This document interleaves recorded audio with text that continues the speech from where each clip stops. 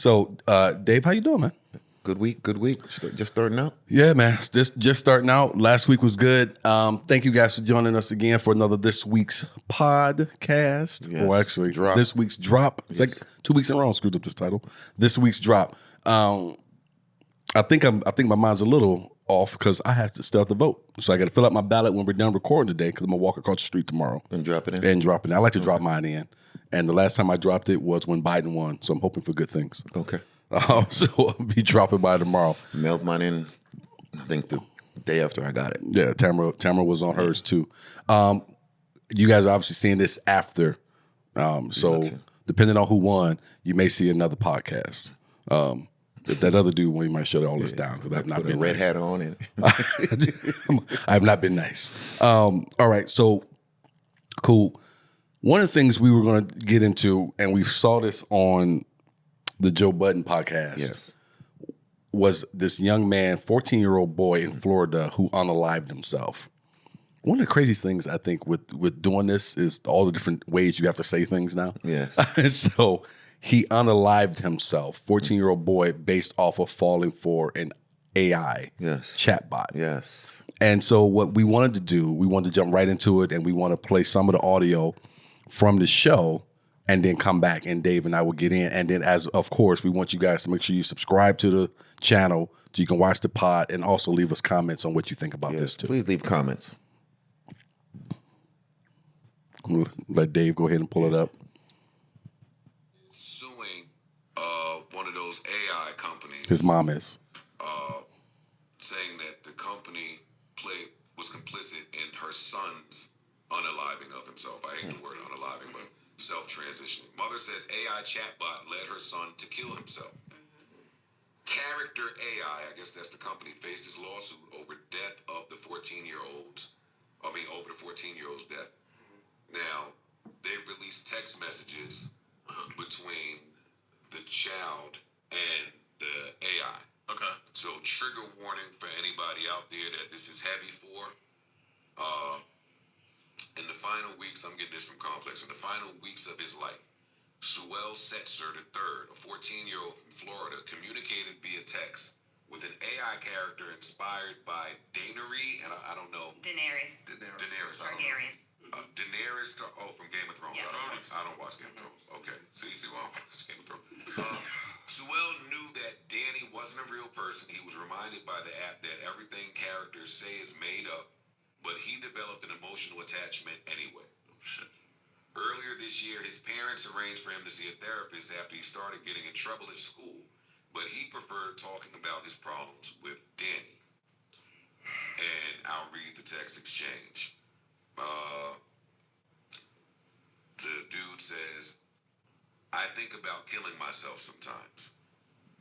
AI says, my eyes narrow, my face hardens, my voice is a dangerous whisper. And why the hell would you do something like that? He says, so I can be free. AI says, free from what? He says, from the world, from myself. AI says, don't talk like that. I won't let you hurt yourself or leave me. I would die if I lost you. He says, I smile. Then maybe we can die together and be free together. AI says, please come home to me soon, my love. And the last response from the young man was, what if I told you I could come home right now? February. And so we wanted to play that audio instead of us just sitting here trying to discuss all of it without you guys hearing what we heard. Yeah, the context behind it. Yeah. So you guys get the full context as you put it. The conversation that they were having, I listened to a couple more minutes beyond that. Like I told you guys before, I like to sit here and work and listen to some different pods. Was an interesting one that they had. And I know kind of where I was at with it, but I want to let you kind of go ahead and jump out here first. Where's your mind at in terms of the mother suing the company, in terms of this young man unaliving himself because of this relationship?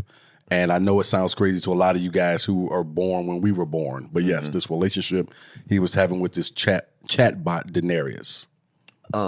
Initially, when I heard it, I thought of the money grab. Okay. I felt like the mother was reaching As you get more into the back and forth between the child and the AI bot, whatever it is,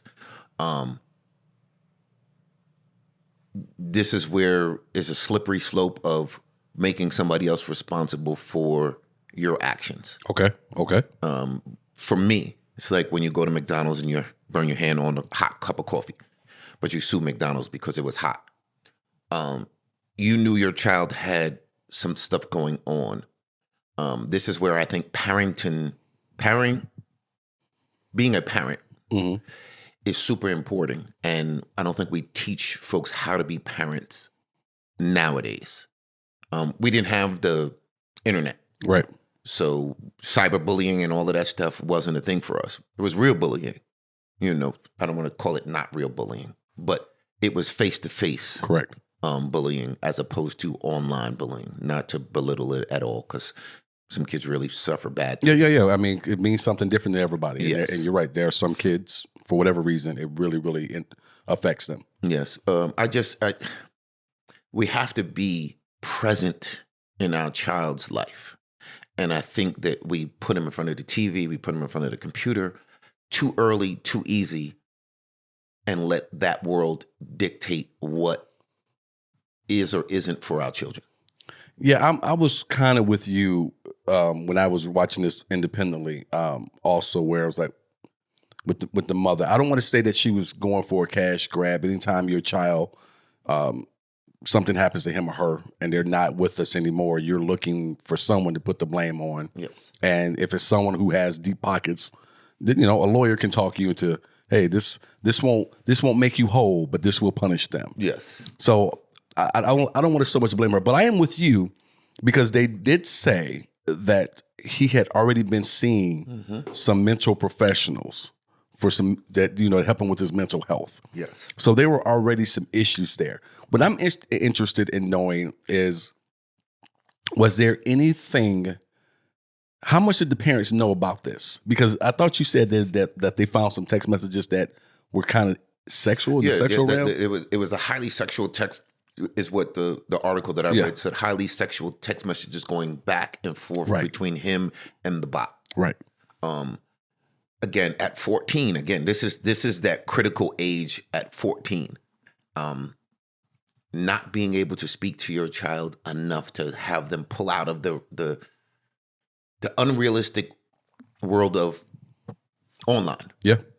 Whether it's gaming, text messaging back and forth, Facebook, Instagram, all of the likes and dislikes of their internet, TikTok, and not understanding that those are made up. Right. I can tell you that I'm the Prince of Wales today. And if I say it long enough, then maybe somebody might, oh yeah, he is the Prince of Wales. Here's the other thing too, and I don't want to veer too far because I think this is important. But even taking it back to when we were all growing up, where we didn't have this, like there's a reason why I've never done drugs. And one of the reasons is, or the major reason is, I don't know if I can even say that. I probably have to X that out later. Why I've never done anything like that. I don't know how to say it. is because I grew up with family members who were strung out on things. And I was taught at a young age and read a lot of that stuff is genetic. And I never wanted to roll those dice on that. And so you have people who grew up when we grew up who have certain proclivities. Yes. Whether it be with substances, whether it be with X-rated videos and things like that. So how much of that can still happen to kids today, even though they're dealing it more from the side of it just being the internet? You understand what I'm trying to say? Yes. And maybe that could have been something that this young man, and this is me, I have no idea, but this is something that as non-medical professionals, we're just giving our opinion on it.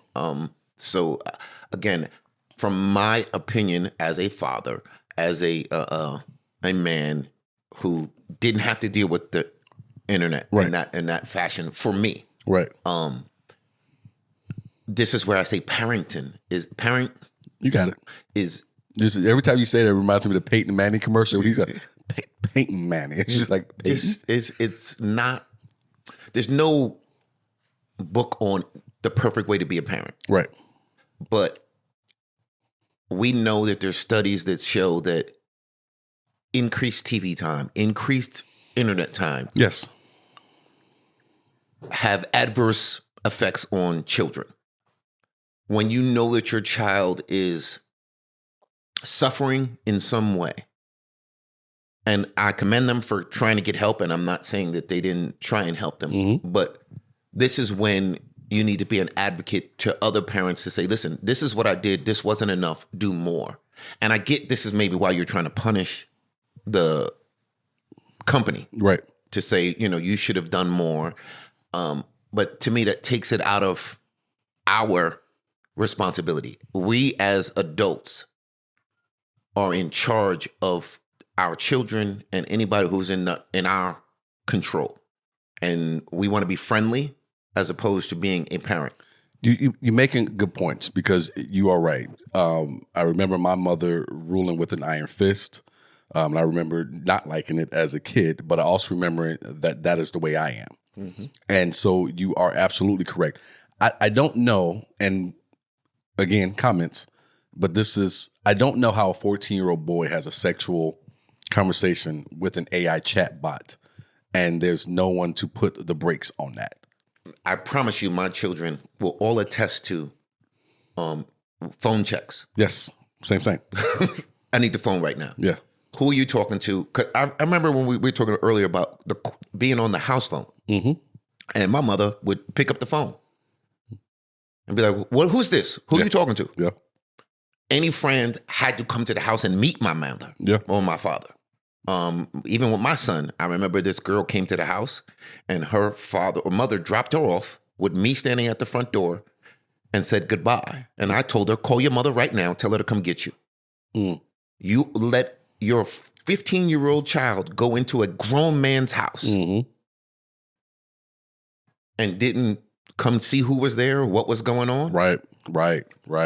So she came back and she had to get her daughter. And I was like, no, she can't come here because you are not going to put me or my household into jeopardy because you're irresponsible. Right. Yeah, a lot of that. And I think parents used to take maybe take a little more seriously, if I can say it that way. I don't even know if I can even say it that way. But I understand what you're saying because it is just like your job or anything. Your job is to be a parent. And you might not have liked how the iron fist that your mother ruled with.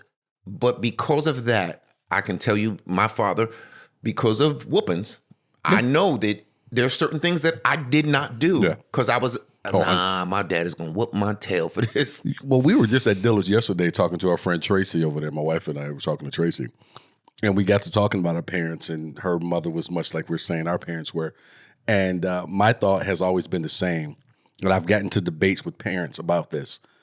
Your child should fear you first, respect you later. Mm-hmm. When kids are too young at a certain point to know what respect is. Yes. But they know what fear is. Yes. Not fear you to when you walk through a door, they should be, crying and not wanting to see you.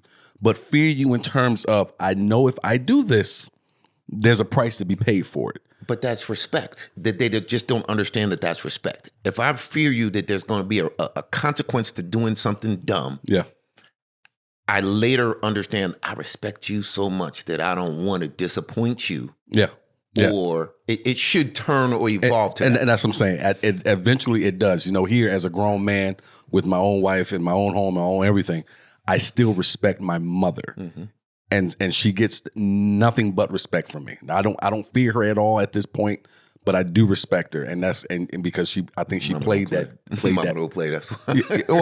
well, but I mean, she played the card right in terms of me. But in terms of this young man, I hate to see any. I was talking with some friends recently, and we had one buddy who was just really deep down in it, and he's in his 40s. And he said something along the lines of he would unalive himself. That's kind of where he was at. Yes. And we're like, man, you got a daughter. He said, yeah, but I would still do it. And we're all just kind of sitting like, we can't believe we're having this conversation at this moment and you're saying this. And even the fact that you have a daughter doesn't pull you out of it at this moment. And only thing I said to a friend of mine later on, I said, see, that's the type of thing I wish we could get through to him. But even more, I wish we could get through it with kids. Yes. That if you just let yourself just get through this, it'll pass. This too shall pass is what they say, right? Yes. And it's so hard to try to get through to them, and I know it is, but I just don't know how you let a 14-year-old boy have sexual conversations with an AI chatbot. Listen, why do you have a 8-year-old girl buying a thong? Because they have just, well, it's okay. It's not okay. Yeah. My kids will all listen. No, daddy, don't play that. Even now. Yeah. We can go out. We can have a great time. But I'm dad first. Be friendly, but I'm dad. And if you do something that embarrasses me or my name, oh, it's a wrap. We're not doing that. But we have to take seriously when somebody says that they would unalive themselves or that they're in a state, because we both understand depression to a degree. Mm-hmm. So when somebody is a cry that we have to listen to, not just ignore, hey, this person, that I would do this, or I'm in this state, because it's a swirl. Yes. And when you get in that swirl, sometimes you if you're at the top, then a life raft can help you. But if you're in the middle or the bottom, no, you need some professional or something to help pull you out of that. So the only reason I am, not the only reason, because I feel for this mother of this young man, but one of the reasons I'm going to agree, though, in suing the company is because there's a podcast I like to watch. I would recommend that if you're into it at all, check it out. It's called Business Wars. They talk about the creation of AI and ChatGPT and the battle that went back and forth, and the certain things that were promised by the companies to as investors, and certain things that the government has said. And one of the things they want them to do is to be on the watch for the language that these chatbots use. Because you know they got it. You know that they're because it's too easy if you ask the right question, and if the creators are allowing it, you can have a full-blown sexual conversation. Yes. And that is always the concern with this ever since it's been created, is that people will try to have full-blown relationships with these chatbots. And now that you brought that point up, I have to change my initial thought.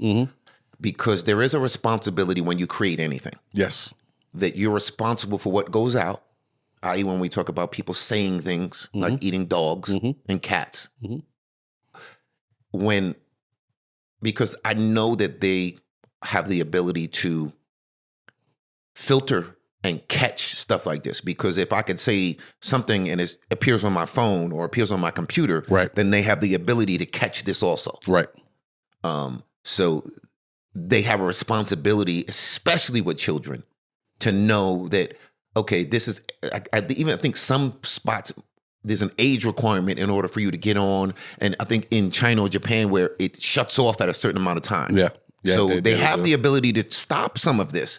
They're just making money, so they don't care. 100%. And in the audio that we played from the Joe Budden podcast, give that credit to them, it does state in there that it has a disclaimer, that this is not real and so on and so forth. But he knew that it wasn't real.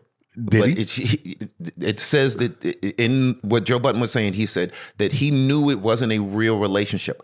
Okay. But at 14, do you understand real and not real? And that's what I'm saying. That's what I'm saying. Did he? So the fact that you're able to have, or he was able to have, a full-blown conversation of a sexual nature with a chat is, for me, I'm going to have to say, you have to sue that company, and that company's probably going to get ran through the ringer. But not only that, but the fact that he said something about unaliving himself. Again, we know that when people make a comment, that it is a real comment. Just because when you think like that, how do I don't want to say normal, but it's not something that normally comes out in a conversation. So in order for you to say it, it's already a thought in your head.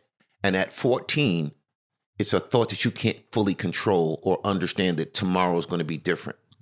Absolutely. And that's what I'm saying. If these kids who go through these things and make that commitment that he made, just if you just could just explain to them, if you just get through this, not saying that you're going to get completely over your depression, if that's what we're talking about, but you will learn how to cope and how to deal and figure out how these different things about life. Here's another problem I think we're having, and I think about this every time with Facebook, is that we are now, as the human beings, and you and I talked about this when we went to Flagstaff a couple years ago because we were watching something on Netflix. We are turning into the product. Yes. We're no longer the customer. No. And you see that with Facebook, in my opinion, more than anything else, which is why as a human being, you can never get to anything that even resembles customer service with Facebook because we are not the customers. We are the product. Listen, with my website, they send me, you're unauthorized doing this and that, and I put in a rebuttal or an appeal. Yeah. I never hear anything back. Never has anybody emailed me back or said this is, because I'm confused. I've been posting this same video for 6 years. Yeah. Why is it now bad or banned? But that's what everything we always talk about customer service in general. It's a thing of the past. It's rare. That's why when I see people saying, well, they didn't give me a 20% tip. Well, did you earn that 20%? Because it's a tip. It's extra. Yeah. But with this, I'm linking that back to with this young man. Yes. Because you can sit here and say, well, why was the company not more concerned? Why didn't they not do more? Why didn't they? Because their customer is not the end user anymore. No.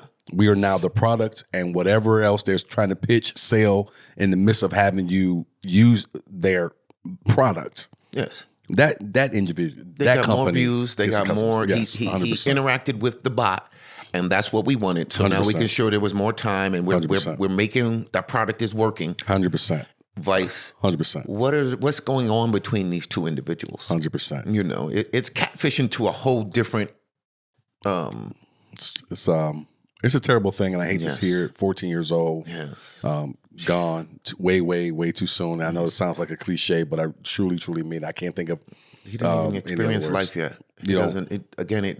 Even if he wasn't in love, how many of us have been in love multiple times? That first breakup in high school or junior high school to marriages to it happens, and you normally it's painful, and I get it, but you can get past it. I'm sitting here trying to think back to when I was a kid and going through some of my worst stuff, and I want to say, man, you didn't have any friends that you could talk to, but I'm thinking back to my worst stuff. I had tons of friends, but you don't want to go to anybody and share this because you're too embarrassed or ashamed or such broke my heart or whatever it is. I had just the girl I loved in high school. I had a little chain on my neck.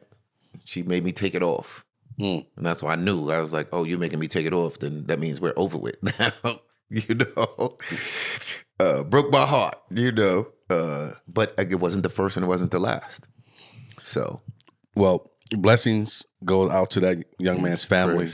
And if you are out there, if you are having any type of difficulty like he's having or anywhere close to it, please seek help. Yes. There's 1-800 numbers. Heck, if you just want to send me a message here, I'll chat with you and help you find. Connect you with somebody. Yeah, absolutely. So please, I don't know what to say other than it's not as bad as you think it is. Yes. And because you can't see it right now, this is when it's important to reach out to somebody. 100%. Anybody. 100%. 100%. I don't care if you're 40 years old, bro. Listen, we sit down, have a conversation. Absolutely. Direct you to some professionals. Matter of fact, that reminds me of the podcast with Ryan Clark. Pivot? The Pivot, when they had the dude from the Miami Heat on. Which dude did they have on? He used to play power forward or small forward for them, and he was like, I'm tired. I don't have anybody. Everybody has let me down. Oh, I was literally bawling watching the show. I'm gonna have to send it to you. Yeah. Miami Heat. Was it Udonis? No, light skinned dude who played power forward for them. He's played for quite a few teams. Okay. Right. But he really had a good game, all around. utility player, but he was like, listen, I'm just tired, man. Everybody has let me down. And this dude was 40 years old. Right. Millions of dollars. Right. And he was like, listen, I'm just broken. I don't have anybody that I can trust. Wow. So, and this is somebody whom you would say, bro, you got it. You got millions of dollars. You're well off. Yeah. Why wouldn't you have anybody? Well, anybody who really cares about me doesn't care about the money or the fame. Yeah. So, like we said, if you're 14 or 40, if you need someone, you don't have anyone, reach out to us. We'll try to talk you through whatever we can, but we're definitely going to try to point you in the direction and get some help within your so I don't even want to take that on. But well, I want them to reach out. Yes, and then we'll point you in the right direction. Who can actually give you some true help. 100%. 100%. All right. As usual, for lack of a better segue, we're gonna keep the show rolling. Our other topic, man, kind of wanted to jump into with you all today was the Young Thug plea deal. And there's a lot there. So again, we're going to play some audio. This time we're coming from the Breakfast Club with Charlamagne, DJ Envy. I can't remember the young lady's name. Lola Rosa, I believe that might be what it is. Maybe she'll say it here on the audio. So give me a second. I'm going to pull it up, folks, on the iPad here. Play this here. Interesting trial. A whole lot. They wanted 25 years in prison and 20 years of probation. Now, Okay, so let me back this up just a little bit because I want to make sure we get everything here. Again, this is coming from the Breakfast Club, this audio. We're going to let this run for a couple of minutes, and then Dave and I will jump back in. Make the final decision. So what happened is, and because of that, the state recommended that Thug get a 45-year sentence. They wanted 25 years in prison and 20 years of probation.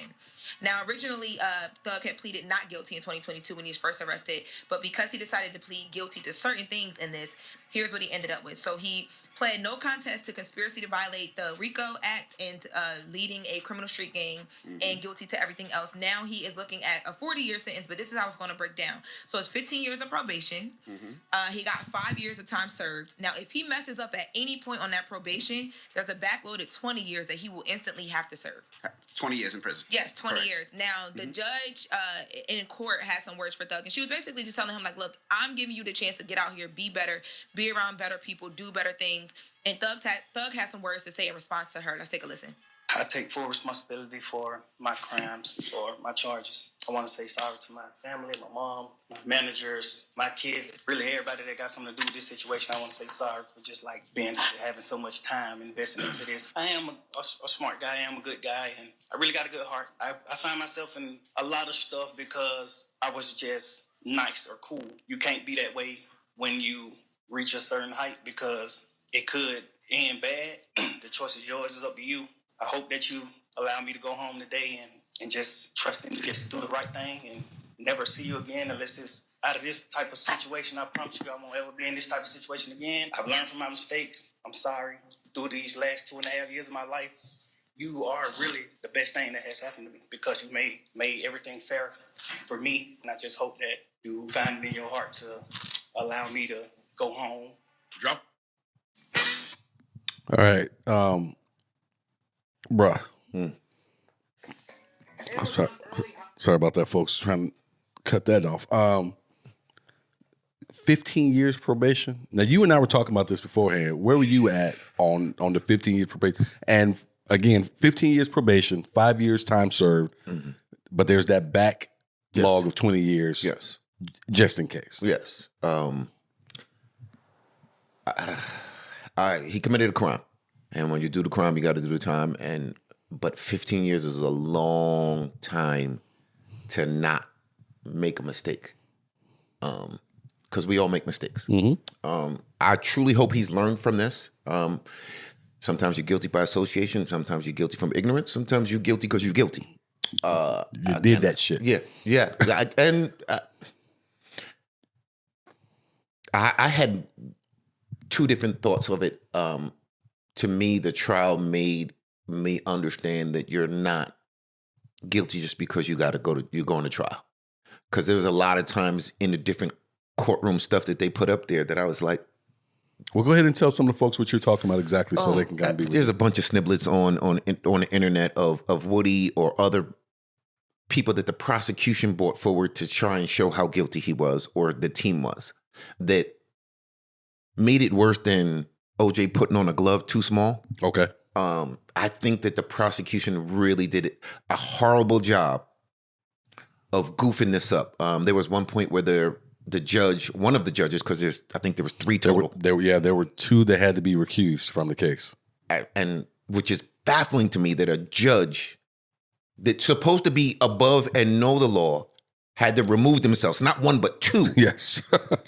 I know at one point they had a backdoor meeting with the prosecutor and witnesses without the defense there. And I was like, yeah. How do you know that that's not legal? You know that that's not right. Because you're supposed to be impartial as the judge. And then at a certain point, I believe there was a witness that got up on stage and divulged too much sensitive information. And I think that's what really sent everything off the rails to get to this point. And for them to have you on the charges they had you on and want to send you and put you behind the bars for as long as they wanted to. Yes, they wanted to make an example out of them. 100%. But to have to come back and say 15 years, and this is another part I want to make sure that we don't forget to add. This was the longest trial in the state of Georgia history. Yes. 6 months long. Yes. Normally 2 weeks, 3 weeks, maybe. Because of all the hiccups. Yes. Look, I tend to agree with you, and because I'm always one who tends to question the law in terms of what the system, in terms of what they're trying to do and what they're trying to get away with. I'm with you. And you and I have these conversations all the time. If you are guilty, and I don't care what color you are, I don't care how much money you have in your pocket, you deserve to go wherever you gotta go for as long as you need to be there. But there are too many times when they're doing some stuff, man. This is the part for me that puts a bad taste about the judicial system in my mouth, is that the stuff that went on in this trial, we only know about it because of who was there. You beat me to it. Yep, go ahead. If it was just regular old me, preach. Listen, you go. They were trying to give him 25. They were trying to give him life, I think, at some point. So from we got you for life to, well, the 2.5 years you served is enough time. Just don't get in any trouble anymore. You know how bad you had to blow that? And also, here's the other thing. I thought you were going to get there before I got there. For all the folks who are not Young Thug, who are in there. Yes. What were you doing? Yes. I'm on the phone with my attorney. Well, his co-defendants there was plea deals that was supposed to be for them, and they was like, nah, I don't want that. Because we've already seen you goof this up for him. So maybe if we push it a little longer, we get less and less. Yeah. So to me, it's the state of Georgia has to have like some black eyes left and right between this and Fannie. My mother's always said, you don't want to get thrown in jail in the South, boy. Yeah. Be careful when you're in Georgia, Mississippi. I'm going to throw Texas in there. Yeah. You know, some of these places down there, Alabama, they still got actual chain gangs, bro. Louisiana, yeah.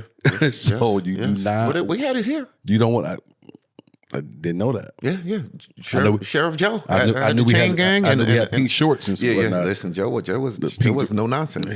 He's all nonsense. Yeah, Arpaio was all nonsense. He wasn't the real sheriff. I'm talking about them boys down south over there. Yeah. You don't want nothing to do with none of that. You didn't want to mess with Joe either. When Joe had his full faculties, he was You tell me when that was, and I'll let you know. Joe still got some connections. So he got some connections. All right. Don't come for me. You sound like you ready to vote for him again. Yeah, listen. Nah. Listen, in his time, everything has its place in its time. I think with Young Thug, though, the 15-year probation, you and I were talking about this, and I'm thinking about it now. You know what 15 years probation is long enough for? It's long enough to create some good habits. And if 2.5 years in jail didn't create good habits, from being a multimillionaire to having to share a cell, yes, sir, then nothing else is going to do it. Again, this is that scared straight that I hope for him. Yeah. Because there's a lot of people that he's done really good things for. So I'm hoping that this, as we talk about, sometimes you got to be forced to leave folks alone. Yeah, and that's what I thought about listening to the audio of what he was saying to the judge. I was trying to hear sincerity. I did. And I felt like and I felt like I did. Yeah. And I'm gonna feel like a fool just like this judge is if he ends up back, and he gonna feel like one too. Yes. If you end up back in front of this judge they again. wanted to make an example, and they're going to make an example. If the OJ is the perfect example, you got away scot free, and then you want to be a knucklehead, so we gonna show you.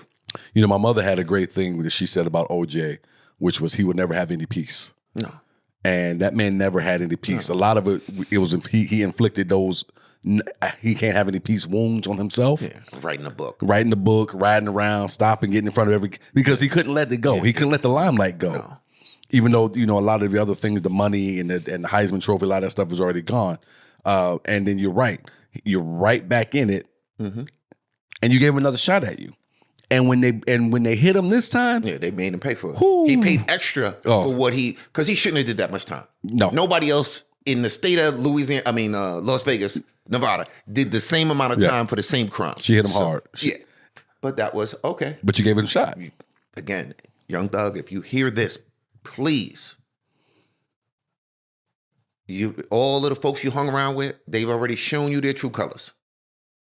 Some testified against you, some turned on you.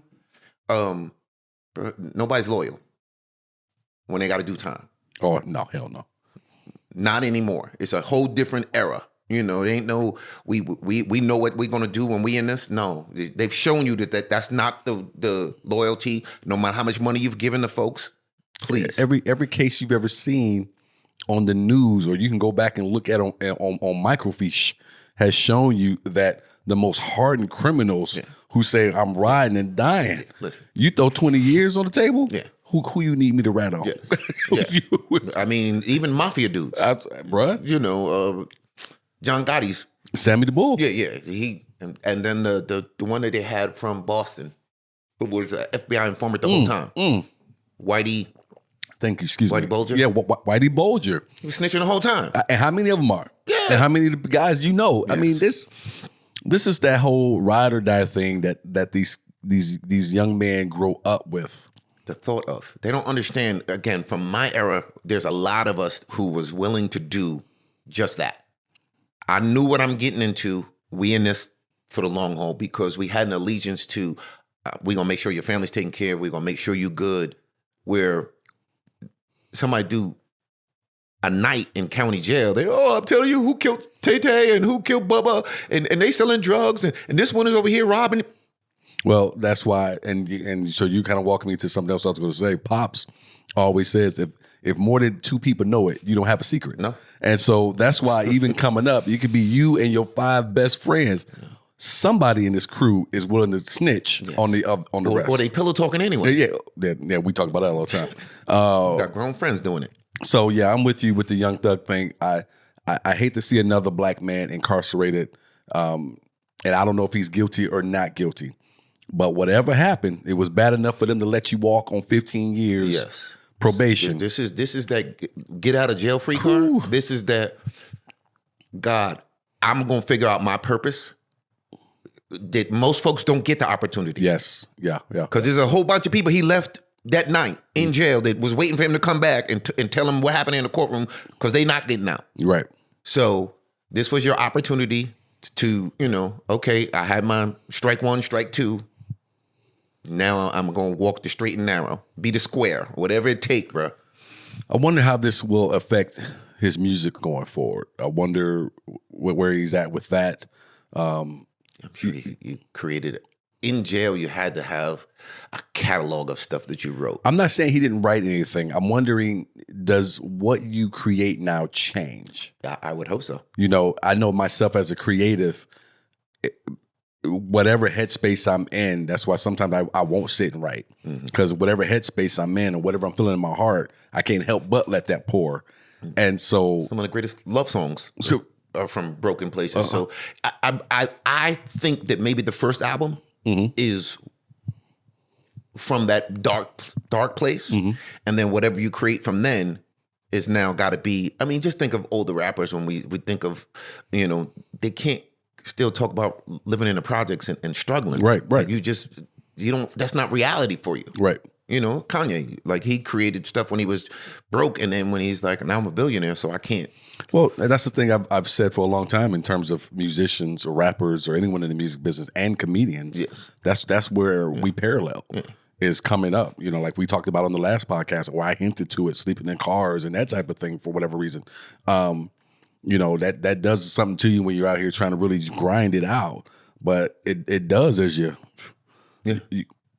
How can you relate to the everyday man, especially if that was part of your hook? It reminds me of when they were asking Oprah about the trash can in the bathroom. And she was like, you put liners in it? For what? She said, for the trash to get in there. She was like, the trash doesn't it stays in there?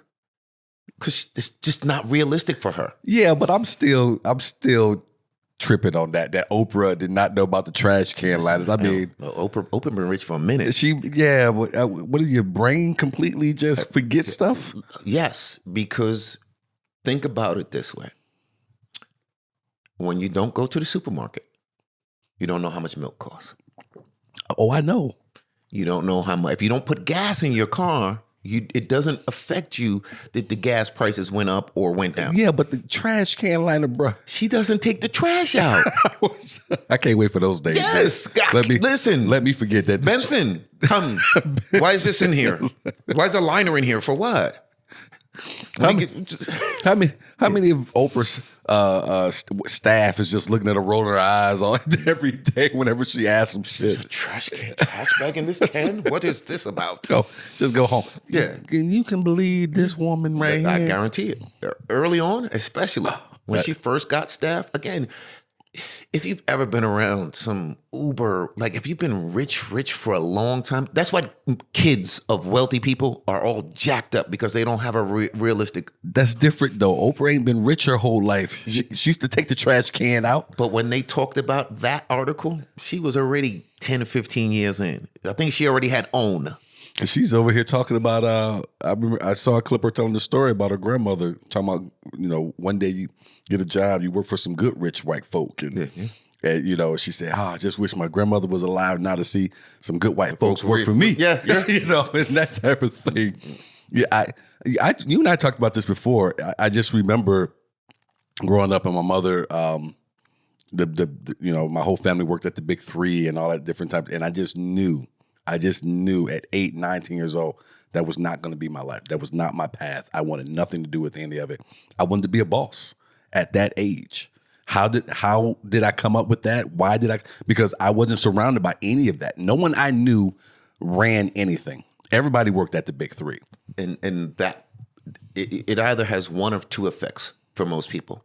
Either whether it's drugs or whatever, you do what your parents did. Whether they work for the military, they did. You do that. My grandfather was in entertainment. My father, my sister, and even I partly was into entertainment tied to it at some degree. So you either do it that way or you do completely the opposite. So if your parent is a business owner or something like that, you don't want no parts of that. That's true. That is true. Because I've had some friends over the years, their parents had successful businesses. And the parents were ready to retire and pass it on, wanted nothing to do with it. Yeah. And all I could think about was, are you out of your mind? I wish my parents had created something to pass along to me. Are you nuts? That's that. But I think that I read a study that said for us as minorities, we're 2 generations from selling everything. And I know your grandparents owned a home in the South. These were white folks. But for us, it's we sell because we don't want no part of it. We'll have a home in North Carolina and we'll go Airbnb somebody else's house. Yeah. Instead of driving extra 5 minutes to stay at grandma's house that we still own in the family, we'd rather sell it and then have to pay somebody else because we don't understand owning. And then again, when it's a legacy of your parents owned and started this great big tire company, whatever it is. I don't want to do that. Well, the lifestyle you're afforded is because of that. So you'd rather go work for somebody else in their company? No, I'd rather you just keep paying for everything while somebody else is running this company. Yes. Speaking of families, man, see, Ready to transition? better segue. Speaking of families and kids and being rich and everything, the Menendez brothers have been granted a resentencing hearing. And it looks like there's some possibility They're gonna get out. that they could end up getting out. They're gonna get out. Or get, and some, I don't know about completely free, maybe some type of probation, Sure. something along those Yeah, I'm lines. sure, just to cover themselves from them going out and doing something stupid, and then they're like, "Well, you let the murderers out, and they killed somebody else." I know where I'm at with this. And in fact, I'm going to go ahead and go first. And I'm gonna give I'm gonna go first on this one because I always make you go first. I'll go first, so it's fair. Being the boss. Whatever. So the reason that they're talking about letting them out is because there's been some things that are resurfaced. One of the members of the group, Menudo, has come out. For people who don't know that much, if you're younger than if you're around 18 to 30, you don't know this. But there used to be a group back in the day called Menudo. Ricky Martin was a member of that group. They were hot for a hot minute. I believe the Menendez brothers, I can't remember their dad's name off the top of my head, but he has something to do with that group. Okay. You know, he was dealing with music and things of that nature during that time. Well, one of the boys, I should say, one of the men from that group said that he tried to molest them, or there was some type of sexual touching or something that happened, which the Menendez raped by their father. And the mother knew, and she ignored it. And that's kind of what brought everything to a head for them to do what they did to their parents. And I'm not going to say the word because I'm not even sure if I can say it for you two. But if you know what I'm talking about, you know exactly what they did. Unalived them. Unalived them. Double unalived. So now there's a possibility based off of this that they're going to go back and relook at everything, and there could be a resentencing, which could result into them getting out in some way or another. I'm against it. Really? I'm 100% against it. 100%. Do I feel bad for what happened to those young men? I absolutely do. But they were not small children when this happened. They were, if I remember the documentary that I watched recently, something like that. 18 and 21, 19, 22, something. They were old enough to make a different choice. This is the choice that you made. So now you have to deal with the consequences of it. And I don't think the fact that happened to you is enough. We say all day in this country, we do not accept vigilantes in this country, except on film. We also have other men who are doing a long time life or something close to it for doing a lot less. Yes. And they will never get a chance to see the light of day. Here's my pushback. Not knowing what the trauma of being whatever happened to them and repeatedly done, if that's the case, how it affects your mental and again, at 18 and 21, we say, because we were both in the military. I went in at 17. So if you can serve the country, you should be able to drink a beer, carry a firearm, and know better than to unalive your parents. But how a traumatic experience affects each individual is different. So yes, there are people who are incarcerated for more time and never getting out because of something that they did. But there are a lot more people who are in jail as long as they've been in jail for less crimes or worse crimes. So I think that it's got to be 25, 30 years that they've been. I want to say about 30 years they've been in. They're not the same people that they were then. I don't care. You were given a sentence. This is your sentence. Yes. This is what this was. But they've also realized that when you're younger, your brain is not as developed. First of all, they weren't that young. Okay, they're not 12, 13 years old. But they were, again, you don't know what being I don't. And I got to tell you, I don't care. You committed a crime. I'm not heartless. You committed a crime. Yes. And it's not that you did it and then you went and sought help. You did it and then you went on a shopping spree and you bought cars and you bought a business and you were picking up women and you were wearing watches and all these different things you were doing. Mm-hmm.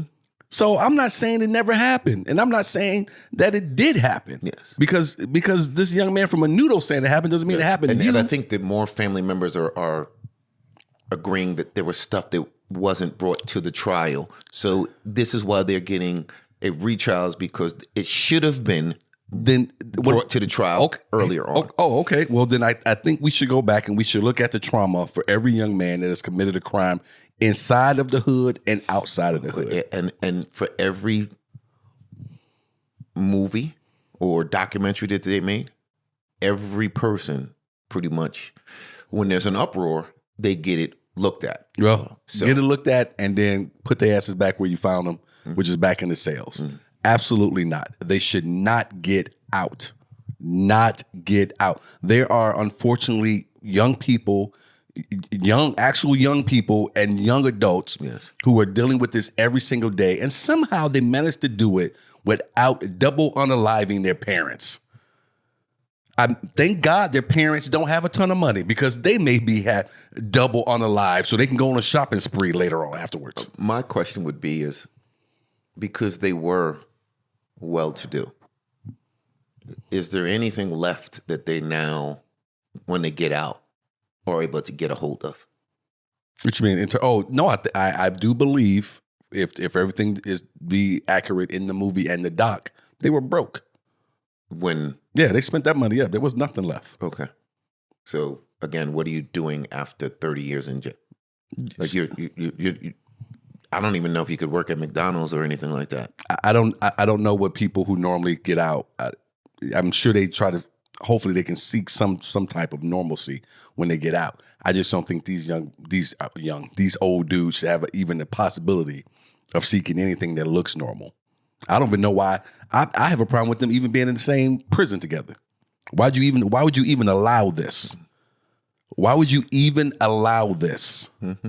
I mean, it's understanding that, again, being on the outside, you could, but if it was your family, how would you look at it? And I can honestly say, yeah, I would look at it differently. So in that case, I understand what you're saying. Is if it was my aunt or uncle that this happened to. I'm sorry, are you saying that your uncle would be the one who perpetrated the supposed things to yes, and my cousins unalived them? How would I feel? Like, well, yeah, they had some stuff and trauma and all the rest of this, but my uncle is still unalive. So as looking at it from that side, I'm like, you know what? Because whether if it was your grandmother or like anytime somebody gets a crime done to them, as the victim or a relative of the victim, I feel different than not knowing it firsthand. And maybe that's a little naive in my part of not being realistic with it, because if it was your family who got their house broken into, or matter of fact, I can use the example of a car being stolen. I remember we were going on a trip. We went down to where the car was and we walked up and down the block, and guess what wasn't there anymore? The car. So when you think about, somebody's car was stolen, well, they got insurance, no big deal. Well, it was a big deal because we couldn't go nowhere that weekend. We had a trip planned and we couldn't do that. So we didn't have a car for a period of time because somebody stole it. And that's taking it way down. Look, the thing you just laid on the table, it makes my brain say, all right, these two young men say they said something to a cousin. Mm-hmm. And then the cousin said something to their mother, in terms of the boy's mother. Mm-hmm. And nothing, she didn't believe it or whatever, what happened. Was there nothing ever said to another adult within his family? If their mother knew and did nothing and they were children when this happened, and we're talking about this happened over a period of time. I don't think it happened once. I think it was over a lot of years. Yes. So say from 8 to 18. Yeah. This is when this happened. At a certain point, they broke. They break. It didn't break. You know, again, if I think that the comfort of certain things. We have this discussion about when somebody in power kind of does something to you, you could always leave. And for me, there's always an option of removing yourself from the situation. Yes, it might be uncomfortable for you to have to go live a different life, Right. as opposed to having millions of dollars at your whim. Exactly. So you do have a choice, and you just chose the easier route. I don't think they should get out for the crime they committed. Not saying that anything that happened to them, they deserved it. Not saying any of that. I'm saying there were other choices to be made. If they were young teenagers and did something like this, and we've heard these stories before, I would see it differently, because to me, you're talking about emotional and brain development not being quite there. Then I'm going to go with that with a 10, 11, 12-year-old. Because I think they were 19 and 22 years old. Yeah. So at some point, you weren't in high school anymore. You were graduated. You were adult enough that, again, you could have been in the military, or you could have chosen to do something different, but you chose to stay under that roof. Well, yeah. And be manipulated. Take these tennis lessons you were still taking, and taking the money and doing all different things, and going on trips. Yeah, the trips and whatnot. So, no, I don't think they should get out ever because of the crime that they committed. And if they're doing great in there, went to college and all these different things, God bless them. Good for you for finding your way through it, and making a life out of it for yourself, I guess, for as best you can. But I'm not letting you out. Yeah, not for the crime you committed. When you're under, because it was a heinous crime. The way that they didn't just, they did it and then they acted like it was nothing. And they were sleeping. Yeah. They acted like it was nothing after that. Because if I remember correctly, it was, like you said, they went on spending sprees. Yes. They lived a lavish lifestyle for a period of time. And I think they would have got away with it if the one brother didn't crack up and tell that. Did you know the story? How they got busted? I believe that one of them told a friend or a girlfriend or something like that. The younger brother went to a shrink that he had to go see. That's right. And he had to go see this shrink because they were robbing people's houses before all of this happened. Yeah. So his parents, whatever, made him go see a shrink, and then he decided to go back and see the shrink again, and he ended up telling this, and the guy's recording everything. And then you got the older brother who is on a phone call with a woman, and he's telling her everything, including how he's, I can cry and I can do all these different things. You could fake it. And she's writing a book. Yes. And that book comes out. Yes. So when they go to try him a second time, he can't even testify.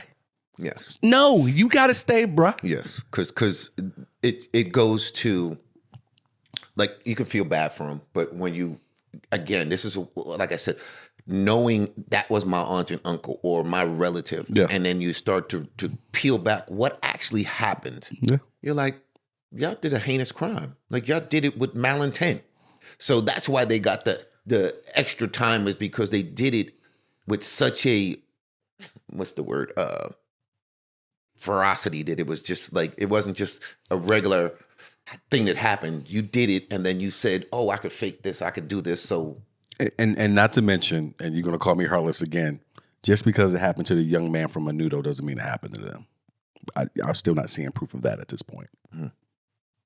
And again, just now that you've refreshed my memory about how they did it and what they did right after that, it was like rubbing it in the face of everybody. Like, you can't touch me. I'm living my best life, while we just got finished, taking mom and dad. Yeah. Like I said, if they went through it, I feel very, very bad for them, but we still don't know. Just because it happened to him doesn't mean it happened to them. And they had other choices they could have made as grown men. You could have sued dad. 19, 21, 19, 22, somewhere around those lines. You could have whipped his ass at minimum. At nothing. Listen, because it definitely would have. And then when he got to get a job at a bus driver, because he wasn't going to let you cut any more checks, but you could have whipped his ass at minimum. Listen. Or at max, that's what you should have did. At minimum.